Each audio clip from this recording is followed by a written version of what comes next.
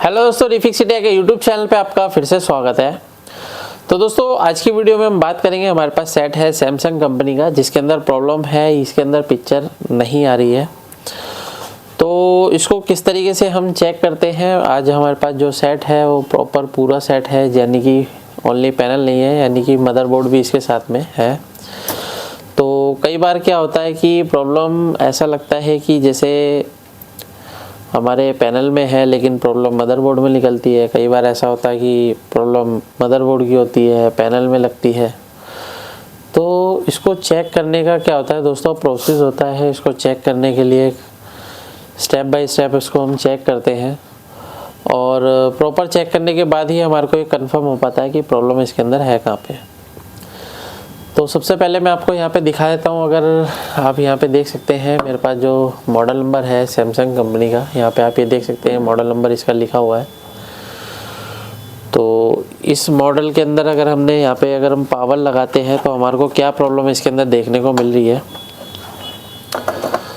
यहाँ पे हमने इसको पावर दिया और पावर देने के बाद अगर आप यहाँ पे देखेंगे तो इस सेट के अंदर क्या है, यहाँ पे आप ये देख सकते हैं इसकी जो बैक लाइट है वो बिल्कुल फर्स्ट क्लास तरीके से जल रही है, लेकिन इसके अंदर पिक्चर नहीं आ रही है। तो अभी हमारे को इसको चेक करना है। तो चेक करने के लिए सबसे पहले हम मल्टीमीटर का यूज़ करेंगे और इसके अंदर सभी वोल्टेज को चेक करेंगे, यानी कि इसके अंदर सारी बेसिक वोल्टेज जो है वो मिलनी चाहिए, तभी हमारे को कंफर्मेशन होगी कि प्रॉब्लम कहाँ पर है। तो अभी हमारा जो बैच चल रहा है, 15 तारीख से हमारा नया बैच स्टार्ट हुआ है। कैसी चल रही है भाई आप सबकी क्लास? बढ़िया चल रही है, सब कुछ समझ में आ रहा है। तो आज जो क्लास हुई थी आपकी किस चीज़ की हुई है? मदरबोर्ड के बारे में, मदरबोर्ड और स्टैंड बाय। तो सेम प्रॉब्लम आपके सामने यहाँ पे आई है। ये जो सेट होते हैं हमारे पास सारे कस्टमर से और मैकेनिक से आते हैं रिपेयर होने के लिए। तो ये हम लाइव प्रैक्टिकल दिखाते हैं सभी को किस तरीके से हम रिपेयर करते हैं। तो चलिए स्टार्ट करते हैं। यहाँ पे अगर आप भी LCD LED TV रिपेयर की ट्रेनिंग लेना चाहते हैं तो नीचे दिए गए कॉन्टैक्ट नंबर पर कॉन्टैक्ट कर सकते हैं। अभी हमारी ऑनलाइन ट्रेनिंग स्टार्ट होने वाली है, तो उसके अंदर अगर आपको ज्वाइन करना है, आप दिल्ली आना आपका पॉसिबल नहीं है, तो आप ऑनलाइन ट्रेनिंग ले सकते हैं जो बेसिक टू एडवांस लेवल की रहती है। अगर आप ऑनलाइन ट्रेनिंग भी लेना चाहते हैं तो नीचे दिए गए कॉन्टैक्ट नंबर पर कॉन्टैक्ट कर सकते हैं। तो चलिए स्टार्ट करते हैं। अभी स्टार्ट करते हैं। तो सबसे पहले हम यहाँ पे चेक करते हैं। सबसे पहले हम सेट को ऑन कर लेते हैं यहाँ पे और मल्टीमीटर को सेट करते हैं DC वोल्ट की रेंज पे। तो यहाँ पे DC वोल्ट की रेंज पे सेट करने पर सबसे पहले अगर आप यहाँ पे देखेंगे तो बोर्ड के अंदर यहाँ पे जो 12 वोल्ट की सप्लाई है बिल्कुल परफेक्ट तरीके से यहाँ पे बन रही है।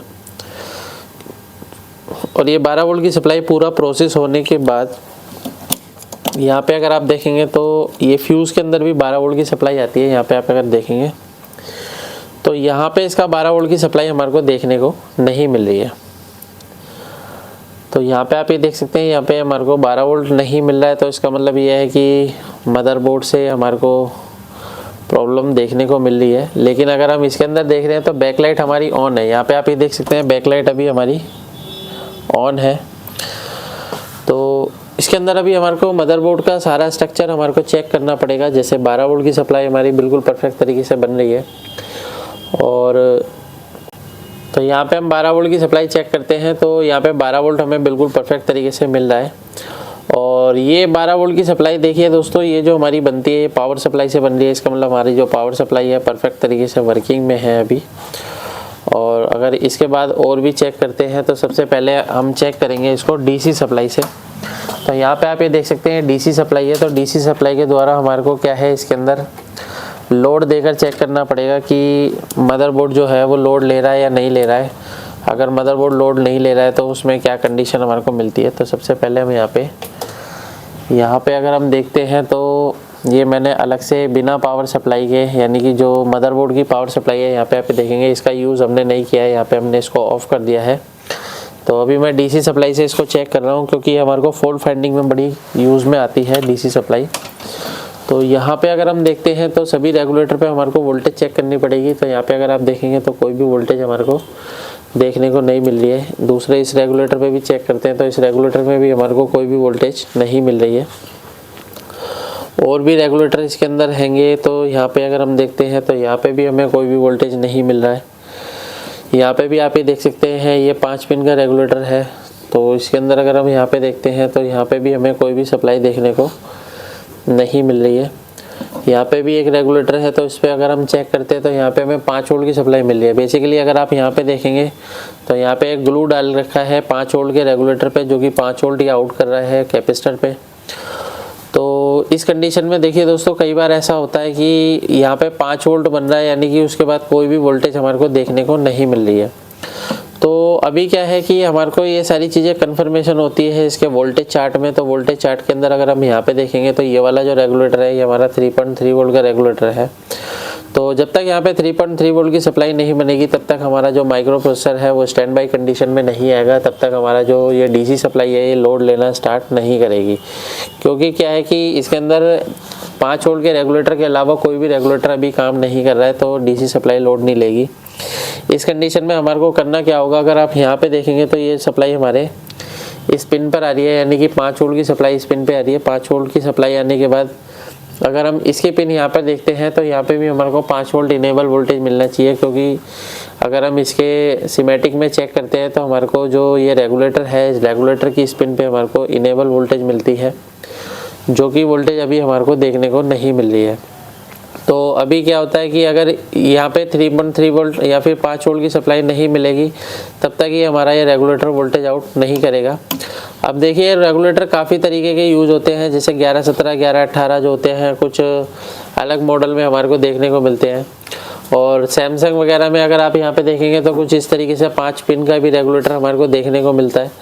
तो इसके लिए देखिए क्या होता है कि जब तक हमारे को सिमेटिक या फिर डाटा शीट नहीं होगी, तब तक हमारे को कन्फर्मेशन नहीं हो पाती कि कौन सी पिन पे कितनी वोल्टेज आती है, कौन सी पिन आउटपुट करती है, कौन सी पिन इनपुट करती है।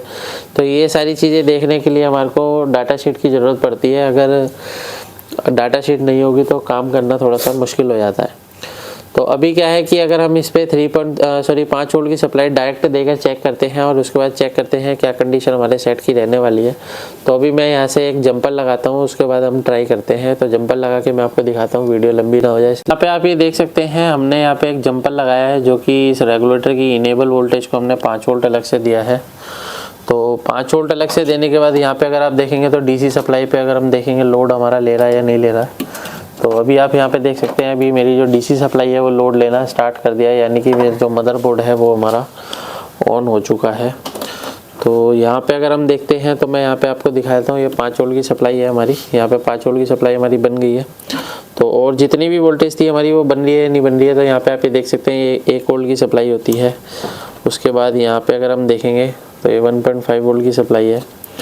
यहाँ पे हमारा जो है 3.3 वोल्ट की सप्लाई है। तो यहाँ पे अगर हम देखते हैं तो यहाँ पे कितना वोल्ट है, ये भी 3.3 वोल्ट है, ये भी हमारा ओके हो चुका है। तो अगर हम यहाँ पे डायरेक्ट चेक करते हैं सीधा VCC पैनल की, तो यहाँ पे पैनल की VCC पे 12 वोल्ट की सप्लाई अगर आप देखेंगे तो 12 वोल्ट की सप्लाई हमारी बन गई है। तो अब हम इसको डायरेक्ट ऑन करते हैं विद पावर सप्लाई। तो इस पावर सप्लाई को हम ऑन कर लेते हैं, ये बेसिकली हमारे को चेक करने में मदद करती है। तो अभी हमने इसलिए इस पर लगा रखा था। तो इसको हम पकड़ते हैं साइड में, इसको पकड़ो, यहाँ पे सेट को ऑन करते हैं पावर देके और सेट की कंडीशन चेक करते हैं क्या कंडीशन रहने वाली है। तो अभी आप यहाँ पे देखेंगे सेट हमारा ऑन हो चुका है। तभी हमारा जो सेट है बिल्कुल परफेक्ट तरीके से जो है ऑन हो चुका है। यहाँ पे अगर आप देखेंगे फर्स्ट क्लास तरीके से अभी हमारा सेट चल रहा है। इस तरीके से हम किसी भी सेट को आसान तरीके से रिपेयर कर सकते हैं। वीडियो आपको पसंद आए तो वीडियो को लाइक करें, शेयर करें, कमेंट करें। Thank you friends.